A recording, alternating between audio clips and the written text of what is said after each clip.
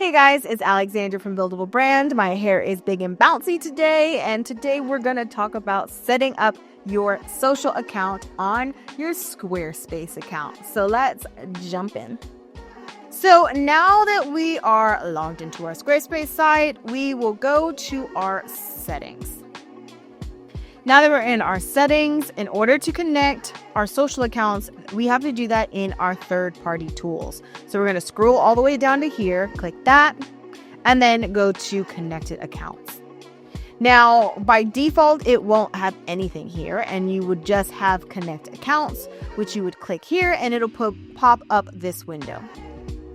In this window, it'll show you all the different accounts that you can connect. Now, by connecting, this means these are the platforms that you can pull in content and your feed directly on your site. So if you've ever seen a site that has their Instagram posts displayed in some sort of way, that is connecting it to a third party in this way. You can connect it to where it just has the link to redirect you to your social accounts, and that's a little different, and we'll talk about that next. So the options that you have to connect in terms of this pull functionality is Facebook, Google Search Console. This is what you'll want to connect so you can get different information like your Google Analytics, LinkedIn, Pinterest, Instagram, Tumblr. Do people still use Tumblr? I don't know. Don't come for me. Flickr, this is what you got. If you want to add anything else, of course, different widgets and things like that you can use. But by default, these are the main accounts that you can connect to pull in the feed. So for example, I have Google, Instagram, and Pinterest. Now, to connect those, I would just, for example, click Pinterest. If I'm already signed into my Pinterest account, then it's real easy. I just click Get Access. If not, then I have to actually sign into that specific account in this pop-up window. And then once I'm finished and click Connected, it's connected. Now, once it's connected, there are some options that I can edit. So, for example, Instagram settings. All of them have this button right here that you can turn on and off. This is to download the data, meaning that when you post a new item on, for example, Instagram, it'll automatically download it and publish it onto your Squarespace account. So this is the way that you can keep your website updated to your most recent post on Instagram. You can disconnect it.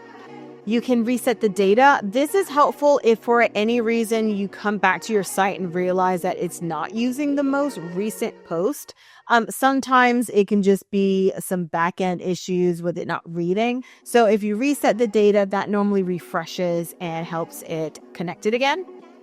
And of course, save all these options. Now, this is, of course, connecting your account. What about if you want to just add the ability for it to take someone to your Instagram page? Well, this is how you do that.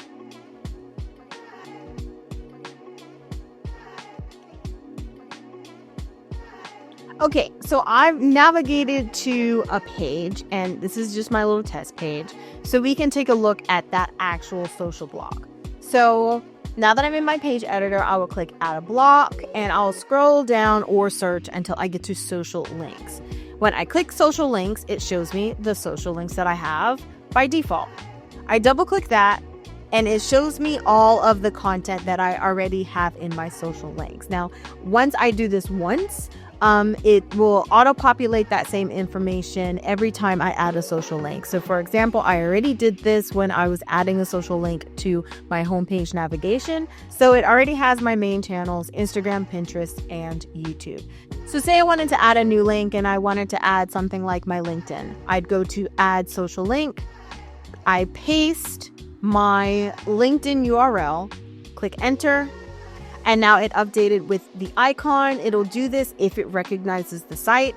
And then it'll tell me now that it's visible or not. If I click it, I can choose whether I want to display the social icon, turn it off, and of course to double check the link there. And now, like I said, anywhere I had a social link, it will update. So let's see if it did that on my navigation. Click navigation, scroll down, and now it's added LinkedIn to my social link. So that's how you do that. But now let's talk about doing the first one, which is adding that social feed. That is like what you see down here. We'll click and add a block. Scroll all the way down to integration. And now we can integrate different things from Zola, SoundCloud, OpenTable, Amazon even. But for this, we're going to do Instagram. Because I've already connected my accounts, it will already begin to auto-populate my most recent accounts. I double click it and it'll open up my settings. Now from here, I can click collected accounts and I can either add an account here if I say wanted to connect it to a different social window. We're not going to do that. Or just, again, to confirm that it's the social account that I want. Now I can do things like edit how many items I want to show up. On the feed. Of course, like I said, it'll refresh to show the newest one. But I can also change the design. So I can change whether I wanted it a grid. I can do a carousel. So let's move this out the way. A slideshow.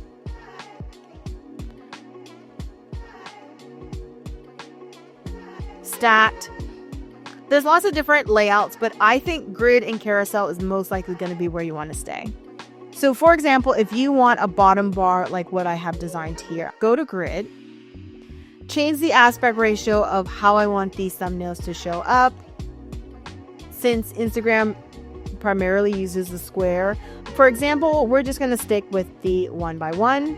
I can choose whether I want to crop the images or not and how many thumbnails I want per row. So if I want to do this scrolling bar, I'll first move it to take over the entire length of the screen. And now in design, I will have it show how many I want on one row. So since I have 8, I will move it up to 8. Oh, 7. I have 7, excuse me. And then now I can do things like edit the padding. I can also add a lightbox effect if I want you to be able to click and open the image in a lightbox, or if I want to open links in a new window. Now, say I want to design it a different way and I don't want it to have this scrolling bar. I want it to be a smaller section and like a grid. Well, I just come here, go to design. Let's say I want 8 items. So I can do 2. Let's do 3. And I change my padding, but now that means I need to add a new, so it is a good grid. And now I have this grid layout. So you can basically play around and change it to match your design preferences. Those are kind of the two that I like to stick with. I think they're really clean, but there are a lot of different options. Like I said, the next nice one is the carousel.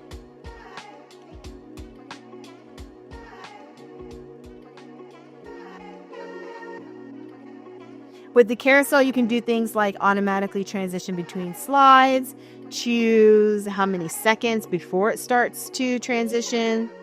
You can turn on the next and previous control buttons and change the alignment to create a section like that. So design-wise, it's up to you. So now that you have all your social platforms connected, you can begin to add those elements to your site and create another way for your viewers to engage with all of the great stuff that you put work into and put out there. If this was helpful, please give us a like. If you have any questions, leave us a comment. And if you want more of our tutorials and resources straight to your inbox, make sure you hit subscribe. Now, if you're also looking for help on design, whether you need a logo, a website design, help on your website design, any of that good stuff, check us out at buildablebrand.com. Well, good luck, guys. Have fun continuing to DIY your brand, and we'll catch you later.